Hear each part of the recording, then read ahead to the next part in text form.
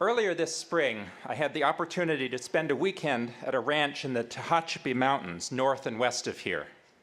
The highlight of that visit was seeing a pair of California condors flying together, gracefully matching each other's movements as they soared high in the sky on the afternoon thermals. Have you ever heard of these incredible birds? With a wingspan of 9 feet, they made the ravens and hawks up in the sky at the same time look as small as sparrows. As you may know, the condor, a relic of the Pleistocene era, is one of the most highly endangered species in California. The two that I saw were among the 200 or so now in the wild, each with a number on its wing so the population can be monitored and protected. Some 25 years ago, all the remaining wild condors were taken into zoos to begin a captive breeding program that has resulted in the released birds that can be seen today.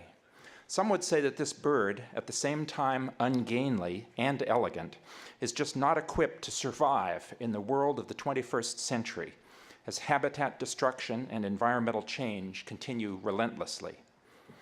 I thought of the condor with some irony as I read recently several dire warnings about the future of higher education, and specifically of liberal arts colleges like Pomona.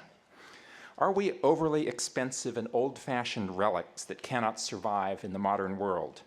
Now the talk is all about efficiency, reaching larger numbers of students inexpensively with massive open online courses, speeding up the delivery of content while we downsize and cut back. Will technology render us so obsolete that colleges like ours will only be found in history books or whatever replaces books in the future? I honestly don't know if the condor will survive in the wild, but I have great confidence that our colleges will survive and indeed thrive, ungainly and complex as we are. Cost pressures and new technology will certainly drive change, but the core mission of gathering students and faculty together, not remotely, but face-to-face, to bounce ideas off each other, to learn in discussion-based classes through individual and group research projects, and to be part of a supportive residential community, is as timely as it has ever been. The most urgent need we have now is for daring, creative minds, the products of a liberal education, to work to resolve the problems in our society today. Confident as I am, I still feel that it is important to stop and take stock periodically about who we are and where we are headed. This year, the 125th since our founding in 1887, has been such a time. As we paused to reflect on our history, we also stepped back and commissioned a study by Mark Neustadt of how Pomona College is perceived by the outside world, and in particular by high school students who are considering attending. This branding study has attracted considerable attention on campus in the last few months. It was mentioned earlier today. Now, I don't really like the term brand, as it makes me think more about shampoo or fast food than about colleges. But it is still important to examine regularly whether our reputation in the world matches the reality on our campus, and even more importantly, whether it matches the aspirations we hold for our education. The Neustadt study revealed some misalignments, areas where a message that we think is quite clear is not getting through. For example, most of us would describe the Pomona College experience as intense in a positive way, but what filters through to the outside world sometimes is one of relaxed ease in opulent surroundings. I was a little surprised at some of the strong reactions of students to this study, sometimes based on second or third-hand information on what it really showed. Some felt that we were trying to use marketing concepts to change the fundamental nature of our college, to turn us into a cutthroat and competitive institution. Some saw this as an attack on happiness itself. As a TSL columnist argued, a pleasant and cooperative undergraduate experience can be a better preparation for life than 4 years of grade grubbing and backstabbing. Just like a 5-year-old, I like being happy. I agree completely with her, and with one of my advisees who came to speak with me, concerned that we were trying to do away with happiness that she also found at Pomona College. Philosophers since Plato and Aristotle have been asking and trying to answer questions such as, what is happiness and what is the good life?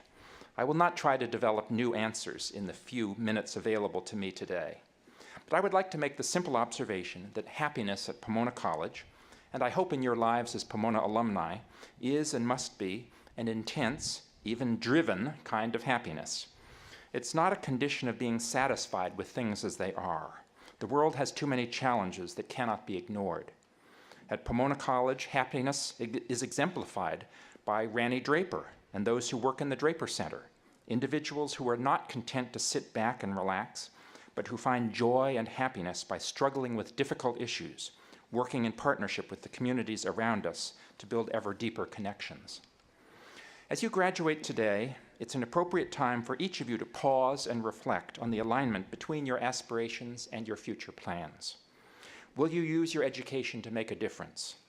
Your lives will, I hope, be filled with happiness in its many dimensions, with fun and love and the satisfaction of attacking hard and even seemingly intractable problems. Let me close, not as I began with condors wheeling high in the sky, but with a down-to-earth image of happiness at Pomona College, based on creativity, hard work, and community building, from a member of your class of 2013, Juliet Walker. As part of her senior art project, Juliet made a series of 373 cups, one for each member of your class, and invited all of you to come together to pick out your own. I find this an inspiring project, and I encourage you to take your cups with you and keep them as symbols of the creativity, the hard work, and the community building that exemplify the happiness that I hope each of you has found in different ways at Pomona College. Congratulations to all of you.